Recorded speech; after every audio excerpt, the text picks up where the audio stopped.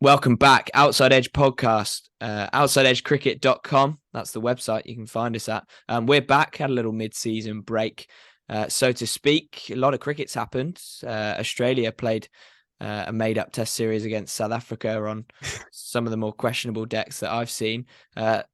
Big Bash, apparently that's popular again. Could actually hear the crowd in the final. Trent's shaking his head at me. And that's a good point as well. You can watch us on YouTube now.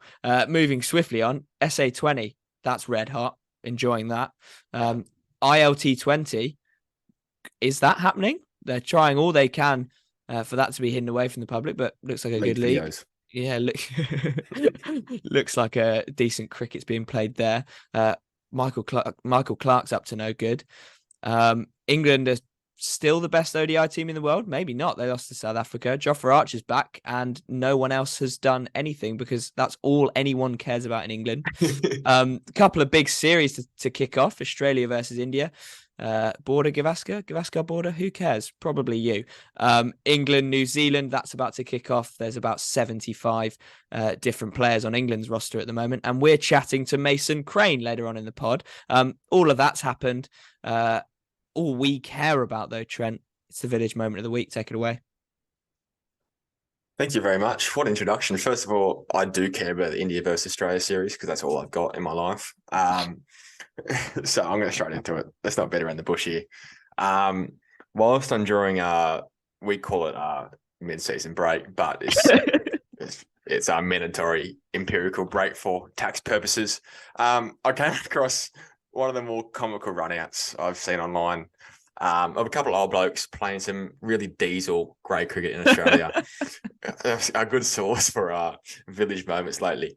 For our YouTube viewers, this will be shown live as we're speaking, but for our listeners, it'll be on social media before this drops. But I'm going to run you through it right now. So, batsman takes strike, hits a ball to point. He calls for a run. Non-striker sends him back. They meet mid-wicket. He slips over into a split. As he falls down, the bat flings out of his hands like a javelin, and then gets up, tries to run back. There's buzzers.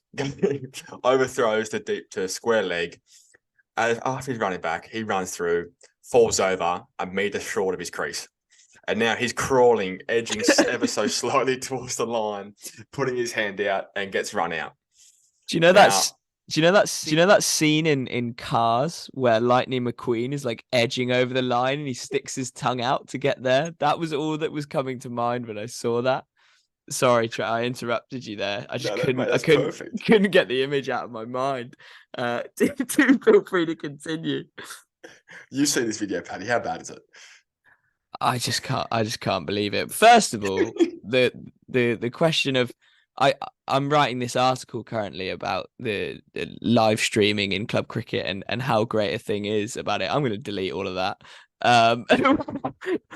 Why is that game being essentially televised? Actually, no, take it back. Brilliant.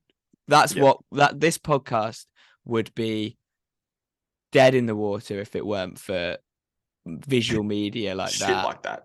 I know, so good. I feel for the bloke because also that's been immortalized. He could Chinese whispers that story out of existence, but that's going to live with him forever. I also like shirt numbers on the backs of their strips. Do you reckon they got like replicas out in the clubhouse or? Yeah, selling surely.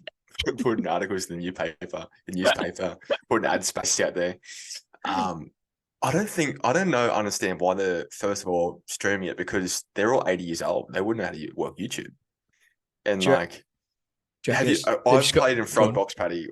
You've played in it as well. Do you know like that thing where you know in your mind when you're playing a shot, you feel like you're playing like a cover drive like Tendulkar or Ponting, but then you see it in real life like, oh, hang on, that's how I look like. Like my limbs are that long and I don't look that good. Like, is it that? Do you reckon they're having that moment right now? I think it's a lot more than my cover drive doesn't look good, Trent. We've both seen the clip.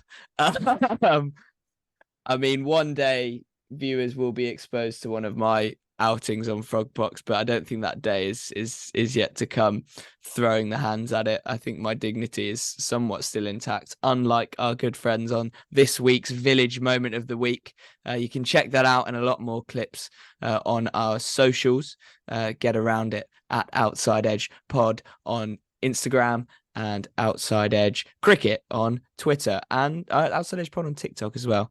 That seems to be doing pretty well for itself at the moment. Another segment before we get into our chat with Mason Crane, all the way from Johannesburg.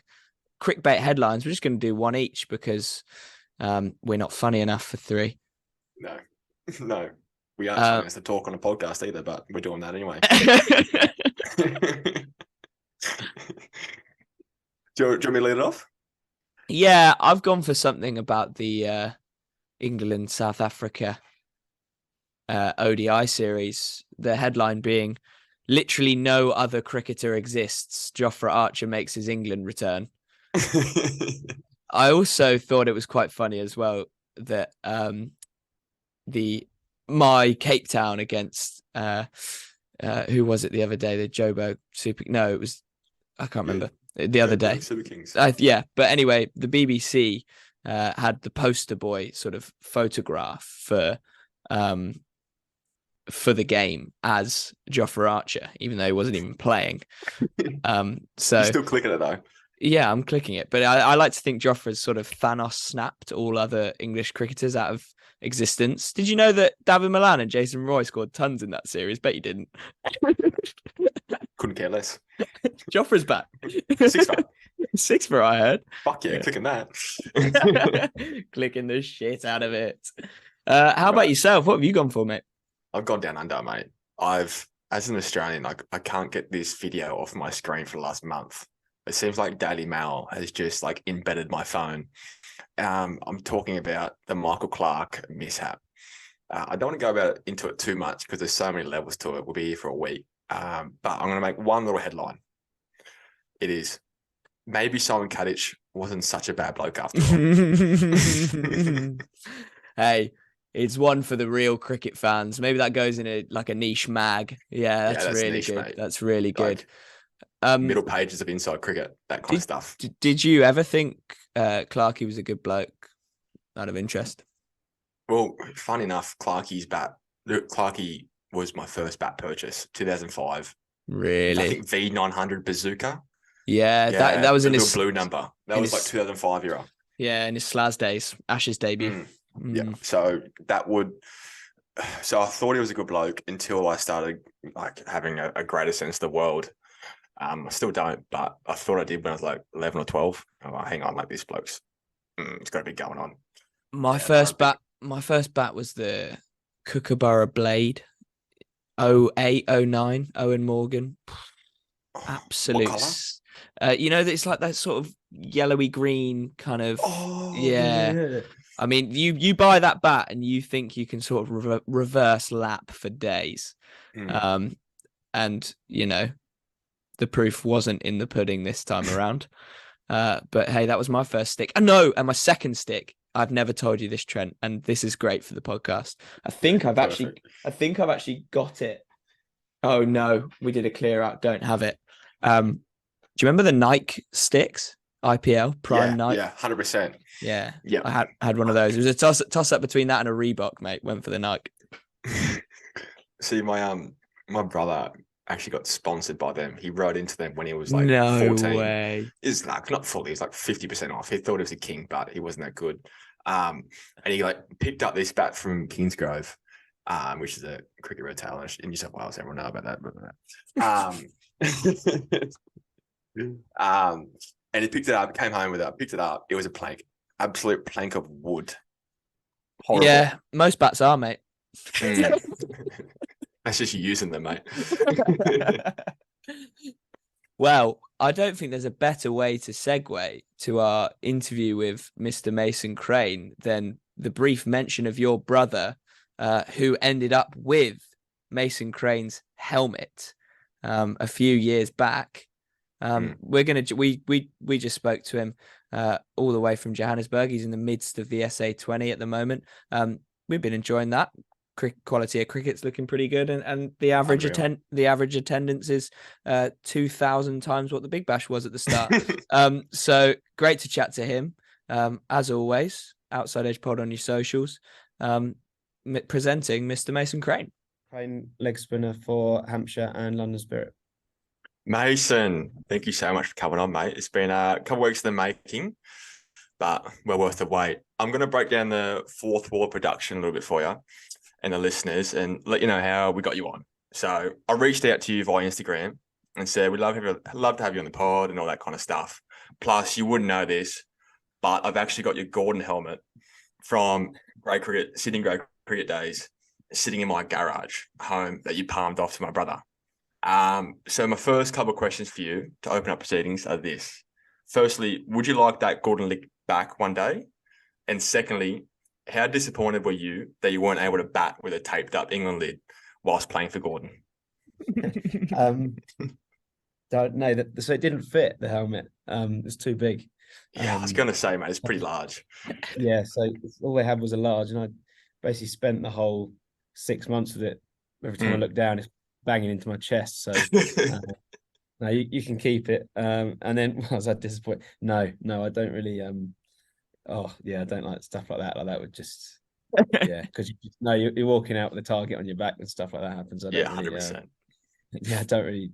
I try and save that sort of stuff. I get enough stick as it is. Far too good a bloke, Mason. Well, it's so good to have you on.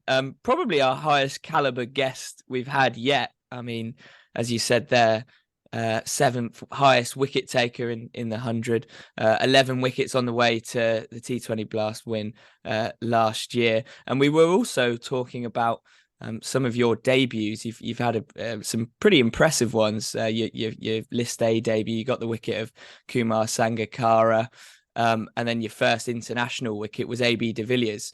What was your favourite debut? My favourite one. Well, you'd probably have to say Test debut, just because it's obviously that's the one, isn't it? That's the big one. Obviously I got to play England for England first time at the Aegeus, which was pretty cool as well in T20s. That was obviously awesome because it was it was home and stuff. That's always pretty cool. But I'd probably say Test cricket just because it's obviously that's the top of the game, and away Ashes is sort of the holy grail in terms of winning something.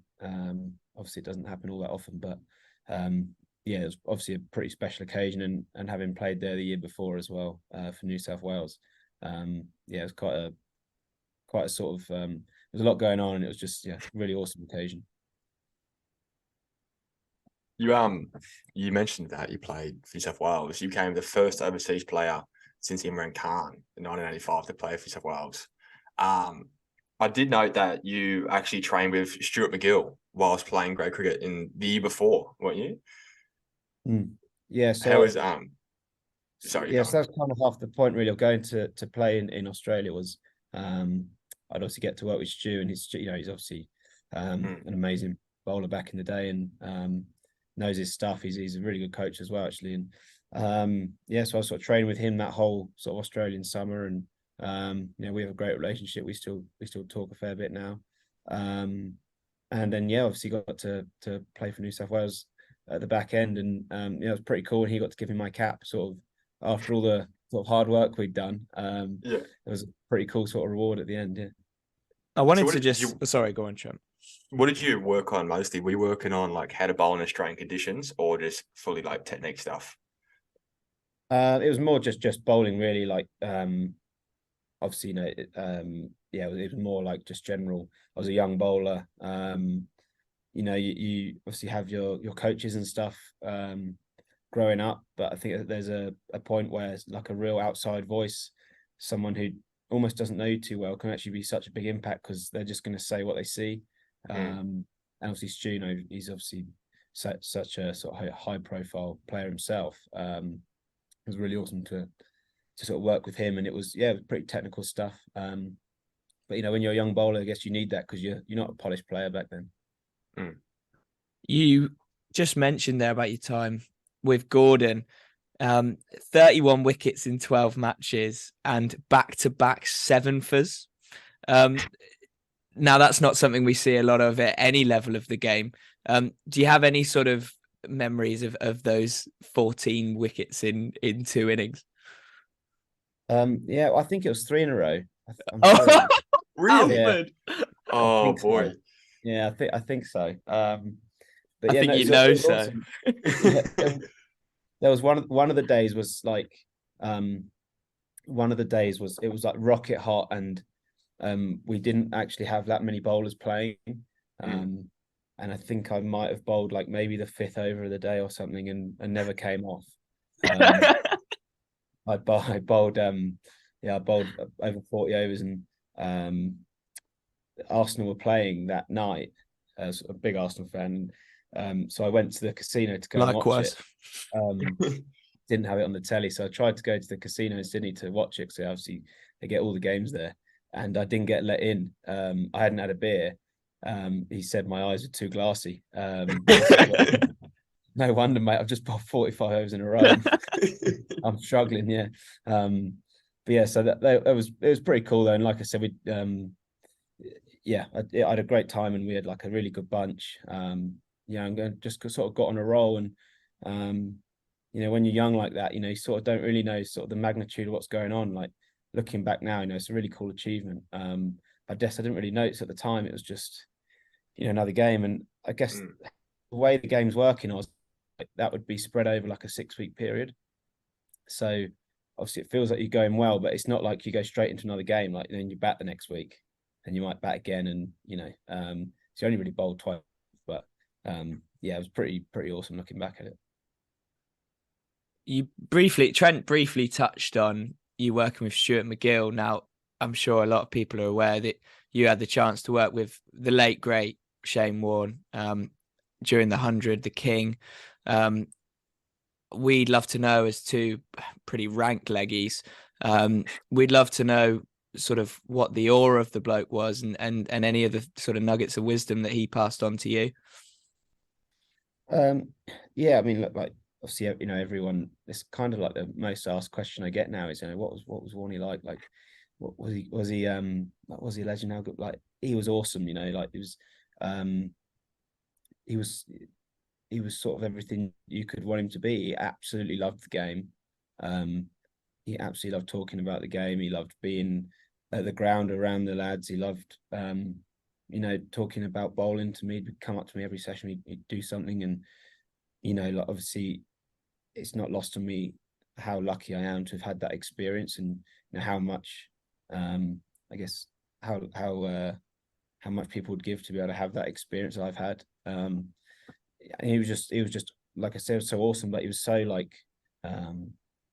you know, his you know, I'm looking at it now, like I'm thinking like the way England are playing Test cricket, he'd have loved that.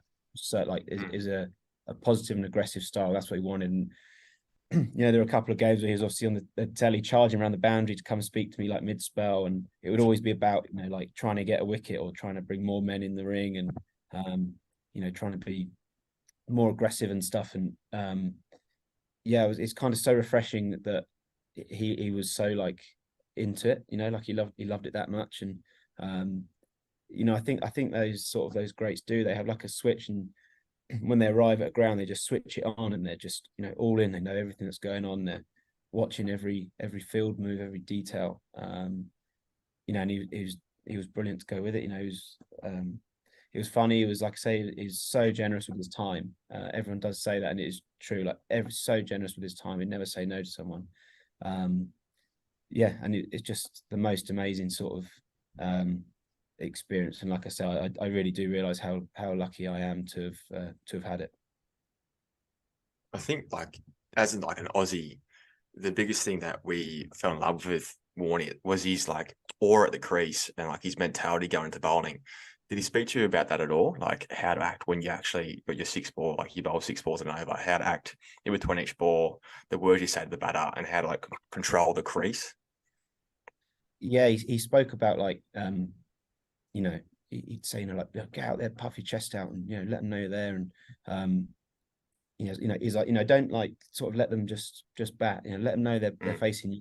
Like he would say puffy chest out, and you could obviously see it when he played. Like it wasn't. Everyone always says, they weren't playing the ball. They're playing Shane Warne, and if you do that, you're going to lose because unbelievable. But it's really funny. Like he would say to him, "Oh, you got to set this field, bring all these fielders in, or bowl this, and they'll see what they do." And I'd say to him, like, for you, like, yeah, like, yeah, I get it. But for the rest of us, it's a bit different, and he'd sort of, he'd get it, but he'd say stuff like, "Oh, it's a pretty good wicket, so you're just going to have to really spin 1 mile like early on just to." And I'd be like, "Oh, right, yeah, okay." Try, mate. Like I said, I'm not you, but I can give it a go. And that's, I guess, what his mindset was. It was going to be aggressive, and I don't care if it's a good wicket or not. You're still going to have to face me. And he was just like I say, all that sort of stuff. That the little stuff like the moving of the fielder, or the you saw him obviously, like he'd just be in the batter's head, and he knew it. I guess he would have known when he was bowling. He'd have known he's going to get someone out just because sort of the control he had over them. Mind games. It was beautiful, that. Yeah. If we can circle back to your Test debut, if you don't mind, I just wanted to note that you really didn't get the luxury of starting off in an easy Test match. You thrown straight in the furnace, SCG crowd, notoriously loud, 3-0 down, 40-degree heat.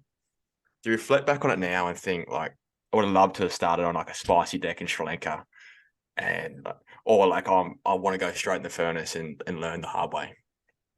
I think obviously it was like I say, there's a lot of things going against you there, but it was awesome because that's as hard as it'll get, right? Like it won't.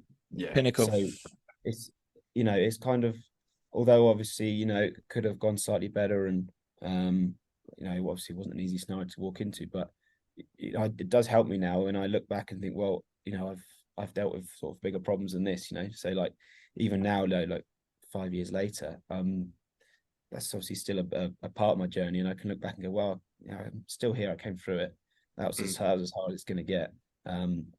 Steve Smith scoring all those runs in that series, and they obviously had quite a few even before he came in. It was it was a tough sort of scenario, but I wouldn't swap it. There's no way. The sad thing for me is obviously, I was sort of in the side, and then we went to New Zealand, and I obviously pulled up injured. That was the shame for me, as I didn't get to sort of go again and build on what I'd learned and what I'd experienced in that game. That's the shame. But like I said, I wouldn't swap any of it because I'm very sort of I realise again, like how lucky I am to have played in some of the games I've played in and stuff. And I wouldn't really swap it because it's been awesome. What was the biggest thing you learned? For me, it was more like just how intense like every single ball is. Like Yeah. Obviously I bowled like 40 odd overs, so normally if you're going to bowl like that many balls, you're going to sort of cruise through and over and just sort of come out. You can't do that to those guys on a good wicket. You can't. Every ball's got to be such purpose and stuff, because they will punish you. And it's that the intensity is so high. Really do feel like you're in like a 1 day game. Yeah. Just because the intensity of it, even like fielding, like it's so important, every run, every ball and stuff. But I guess that's what makes Test cricket so great. It's the best players at absolute full tilt, giving everything they've got. That's them at their best, sort of for 5 days. That's why it's so good. You joined the infamous first wicket no ball club. What was going through your mind when they called it up? Well, yeah, obviously felt sick because, like I said, they were piling them on. We needed the wickets and stuff, and back then it wasn't like is now, where the third umpire calls them and stuff. Yeah. Like, they just say, "Oh, you're close," and that's it. And you don't, unless you're, asking exactly where your foot is every ball, you don't really know. And obviously it's poor from me, like it shouldn't happen. But I guess that was just a part of it. was a big thing I learned really in the game, was just keep your foot behind the line. And it could have been a different story, but one thing did get me was obviously the first replay came up and it looked fine. And so we all sort of fine. And then next thing you know, like they're just playing it over and over and over again. Demons. Going, hang on a minute, this is going to be called a no ball, yeah. But it's one of those things. I think it's obviously it's not a acceptable thing, but it does happen. And like I said, there are quite a few of us that have done it now for the first wicket. I guess that's again, like, obviously maybe just trying to give a little bit more, and maybe you're just maybe running in a bit fast or just stretching a bit much, because like I said, the intensity is so high in your first game. It's quite a tough thing to get used to. I was watching your highlights the other day of your win in the T20 Blast final, and I noticed that you bowl full foot behind the line now. Did you change it after that test match? do you know what? I'd say obviously I got injured pretty soon after, and obviously like building back up, I was thinking, right, no matter what here, like I'm going to be behind the line. And there was like a bit of a period I really struggled to do it, like because I was really thinking about it. I was like, even in training, I'd just be a bit too close all the time, and I guess I'd put it down eventually to like just bowling the net so much, like net lane was a bit thinner, so it's tough to like not be close to the stump, and if you're close to the stump, you think you're going to hit it, so you just nudge forward a bit. And anyway, but yeah, now obviously I was back. I'm not going near the line. I watched some of it back from one of the games in this comp, and I was like, halfway back in the crease. I'm pretty happy. I'm not going to make that mistake again. Bowling a 23-yarder unintentionally. Making it a bit harder for myself. It's obviously not been the easiest time for a lot of like really promising English turners. So you've been playing, I don't think we've touched on yet, but you've been playing in the SA20, playing a little bit more franchise stuff. Is that like a conscious thing? Is this just you want to play as much cricket as possible, or is there some other reason, other motivation behind this? No, it's just one of those things, like I guess like every player, like everyone's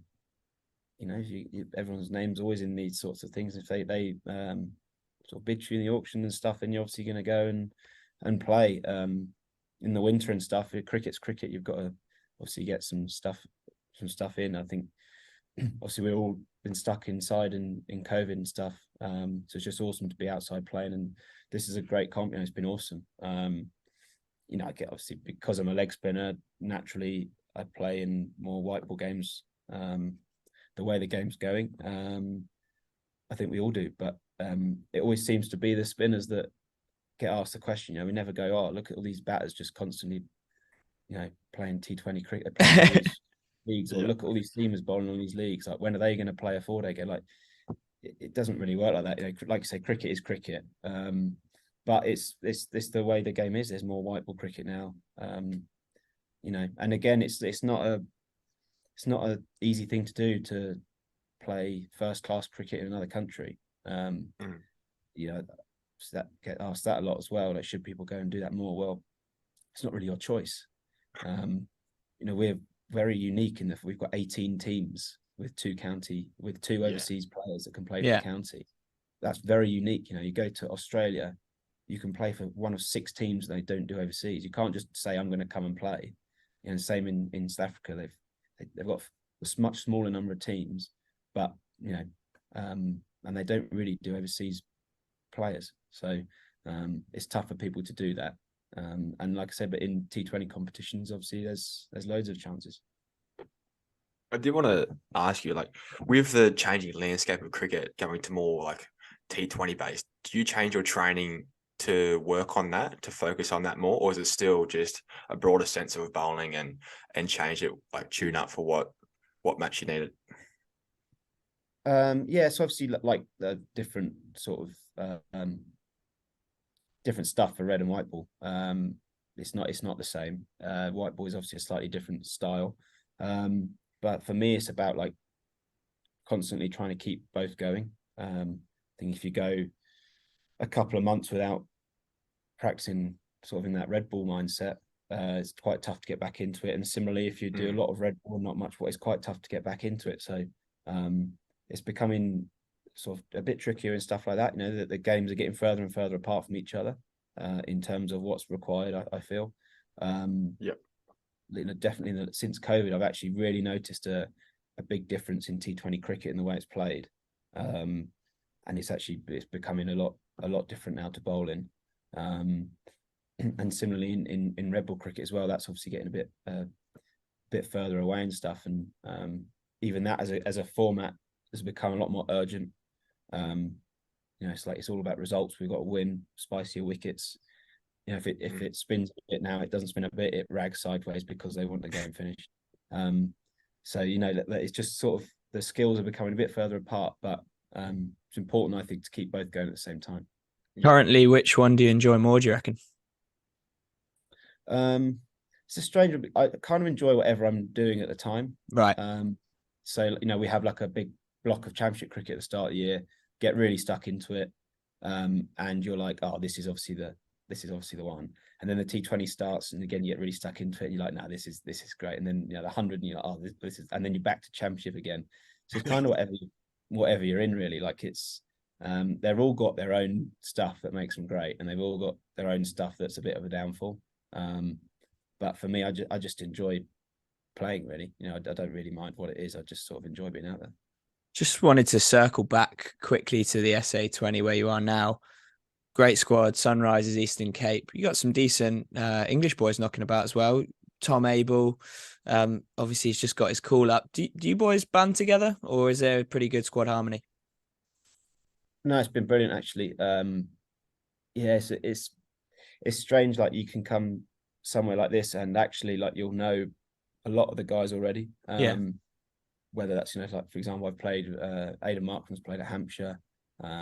Someone knows someone they've been in some league, or you know they've been in overseas at there, or you know, so you kind of have a connection to everyone. So it's pretty easy to get on with people, and we've got a really good bunch. Like so, there's a good few English lads here, so we've all you know, we've obviously had each other at the start, but we've sort of mixed in. It's been awesome, and again, you know, something like this, I think having a good bunch of blokes is kind of all you can ask for. It sort of makes the experience for you. I wanted to know, I'm a pretty limsy bloke. Marco Jens is my new idol. What's he like as a bloke, like on and off the field? So he's massive. Like I knew he was tall, but no, wow. He's like a big gentle giant. He's quite quiet, but he's a lovely fella. Obviously on the field, he's an absolute jet. You know, he's 6'10" or something and swings them, and then with the bat, he's been unbelievable as well. But yeah, he's pretty sort of chilled and quiet. You sort of forget how young he is. Like he's 22. You know, it's almost sort of, you know, you don't quite get that. Obviously, like he plays for South Africa and stuff, but he's so kind of mature and calm. You know, you wouldn't really realize he's 22 years old, but yeah, he's a hell of a cricketer. Jesus, he's going to be a bit of a force, I think, for a good long while yet. What's it like facing someone that tall? He's also a left addition to the Limbs 11. Yeah, add him to the Limbs 11. What's it like facing someone that tall who's a left armer in the nets? I'd be bricking it. Well, luckily I haven't had the pleasure. I imagine it's like facing a bowler on stills. He comes from such a great height, but like I say, left arm swings him as well. It's just a nightmare. And that test match at Lords, he almost looked like you couldn't hit it. Like there's no way of hitting that. Yeah, like I say, an awesome player and a lovely fella as well, which is always great.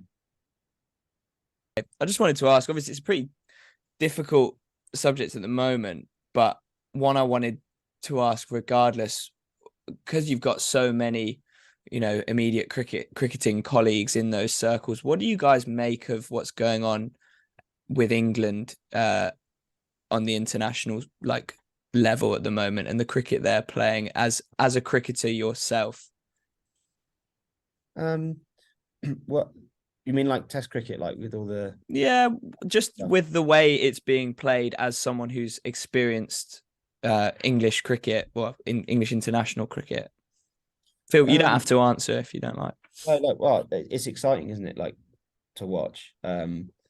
One thing I'd say, I don't like. There's absolutely no shortage of talent. Yeah, in England, there's so many amazing players, and there's so many of them that aren't playing for England at the moment that can. Like it's so exciting. I think it's such an exciting time, and the way that they're obviously playing Test cricket now is obviously exciting. It's great. I think we all want to see it in the Ashes, because fighting fire with fire and all that, and it's exciting to watch, and we're all sort of watching it again. Like it's exciting to watch. But a Test match tomorrow, like you'd be excited to turn on the telly and watch it, which is all you can ask for. And then, in a white ball sense, I mean, they're obviously like probably the best team in the world. Obviously the schedule's not really helping in terms of getting the sort of the first 11 out every single game and stuff. But again, the way the cricket landscape's going, that's likely, in my opinion, to only really happen at World Cups now. And there's so many World Cups that I guess that's going to be fine. But so there's so many amazing players that could come in or that aren't playing on it and anything, and it shows from we've gone from it'd be great if someone gets an overseas gig in the winter to every single tournament being flooded with English players. That's kind of all you need to know, is that it's changed suddenly in the last couple of years to, well, we need English lads in because they're obviously so good. So it's exciting to be a part of as well. And like I say, if you're going to get in that England team, you're going to have to be very good, because they are as good as it gets. Right. Trent, do you want to get into the draft now, Trent? Yeah, I'm thinking about draft time. Let's get serious here. Mason, as an avid listener, I'm sure you know that we do a draft at the end of each interview. It's called the Niche Cricket Shit Draft. Today's topic's a little bit rogue. It's based on the topic of the best beer you can have playing or spectating cricket. Just to clarify, it's not the brand itself. No free advertising here. It's not the brand itself. It's where or how you're drinking it. So like a shower beer, a garden cricket beer, a Boxing Day couch beer, etc. As the guest, you'll get to go first. Paddy, you'll go second again, and I'll finish it off. We get 3 picks each, and we go in the same order each time. Before we get underway, any questions? No questions. I'm ready. Perfect. So we get these smart guests on after Timmy Pringle, and it's so easy. Born ready. All right, take us away. Cool. The number one I will pick is the 4-day win beer. Oh, great. Just finished 4 days of hard work, off the field, still in kit. Crack it open. That's the best one. That's good. Trent, I don't know about you, but I wish I one day get to experience the 4-day win beer. I mean, at the moment it's the 50 over win beer, and even that feels pretty day in the dirt. But I'm going to go for one that, hey, I'm going to have to believe the rumours about this beer because I've only experienced it once or twice. It's the post-runs beer. You swan your way back into the changing room, or into the clubhouse. That beer, hey, you're probably not paying for it yourself, let's be honest. And you can just reminisce ball by ball about the sort of piece of avant-garde artistry that you've just played out in that middle. And boy, does the beer taste sweet. That's mine. Post-runs beer. See, from you, that's such a stretch. I've seen you bat, mate. You bat a fish. So for me, I want to go, this one's just summer, particularly in Australia, a 7-wicket beer. You finish off your proceedings. You normally have a tussle out there. You go with your sweaty, you're hot after a shower, probably still sweaty. And then you soak under the sunlight before it goes. And yeah, have a few beers. That's mine. He's taken my pick there. I was going to go for that one second. Mason. Second one, I'll go like the trophy win beer. So like the Blast this year, like say in the change where everyone's jumping around, and I'm not even sure you're drinking that one, you're spraying it. But that is the one, you sort of, like I say, reminisce, medal on, sort of sit down, cheers to your mate next to you, and just have a think about what's just happened. Out of the trophy? Sorry, go on. Oh yeah, good question. Out of the trophy? I would if I could, but the Blast, it's a shield. It's a shard thing. It's like you can't drink out of it, sadly. But championship, if we get that, then yeah, straight out of it. Whites and socks still on, or are you a sliders man? What are we talking on the bottom half here? Probably still full kit at that stage. Yeah. Yeah. I will be like, boots off, because that is, it's obviously not a beer, but boots off is kind of the best feeling in cricket. Yeah, boots off beer. Yeah. That's just incredible. But yeah, I'm still probably full kit at this stage. If I win a comp, man, I'm putting the kit on. I'm putting fucking pads, helmet, gloves. My Sorry, Brad, you go. my second pick, again, it's definitely not one you're doing for the taste, but for the sheer euphoria, animalistic, primal nature of the beer itself. It's a shower beer. Yeah, it's a pretty sudsy number. But yeah, I think the less said about it, the better, and one that lets the imagination sort of run wild. Shower beer for me. It's a great snake from you. Geez, you do it every week. Okay, where do I go here? This one's gonna be a bit of a sadistic one. When your mate has a terrible day beer. Oh, tough. Yeah, tough. Yeah. And you go over and just sort of cheers him and go, hard luck, mate. Yeah. Hate to say it was up the guts. I'm sorry. So good. I rate it. Final picks, Mace. We dredging the bottom of the barrel. So again, this one, like, it's not a happy beer. It's like a relief beer. It's like they're 400 for two sort of beer. And you come off and it's just you need something different, and you just zip away at it, and again, like, just sort of contemplate what the hell you're doing.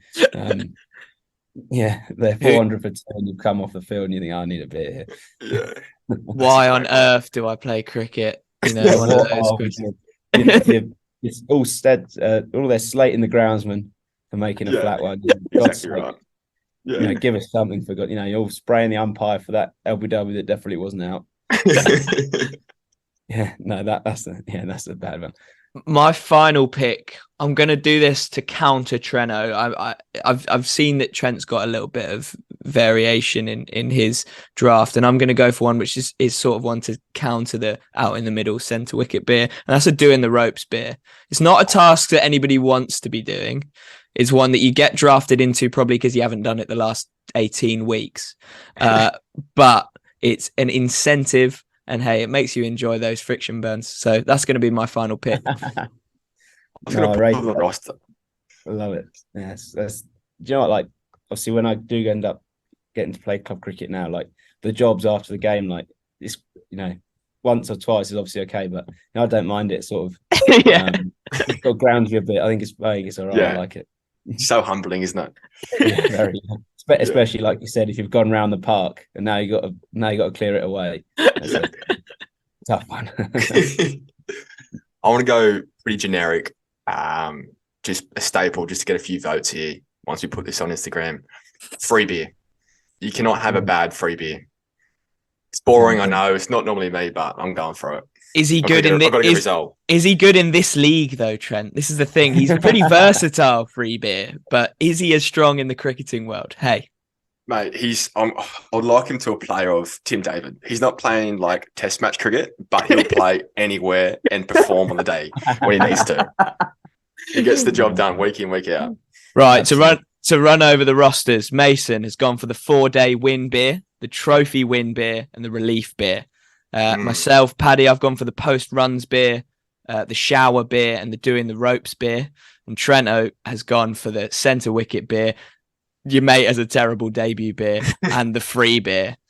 Now, we normally vote on amongst ourselves on who's done the best here. And thing with Masons is they're such foreign beers to me that I will never experience the 4-day win beer and the trophy win beer. But I'd be tempted to say that Trent's got really good variety in his roster here. I've got to say, Paddy, you're eliminated for the fact you put post runs beer in because I've only played one season with you, and I've just seen clips of you just getting out off like 6 off 1, that kind of stuff. Yeah, so 6 off 1, I'll take that, mate. That's it, mate. Well, to wrap it up, Mace, thanks so much for coming on. Trent and I, before we came on, were talking about leg spinners hitting their peak later on. What's next for you? Well, I just sort of keep going and keep trying to go upwards if I can. Yeah, it's like I say, it's obviously it's not an overnight thing. Being like the best you can be. I'm still not that old, even though I've obviously been around a little while now. But you know, hopefully just keep going, and hopefully there's more sort of trophies down the road, a few more wickets, and see where I go from there. Thanks so much. More trophy bins. Hopefully, yes. Well, so good to get fellow Gooner on the pod as well. Feels like that will never happen again. But yeah, thanks so much, Mason. Best of luck for the rest of the SA20. Thank you very much. Thanks, guys. Thanks, Mace.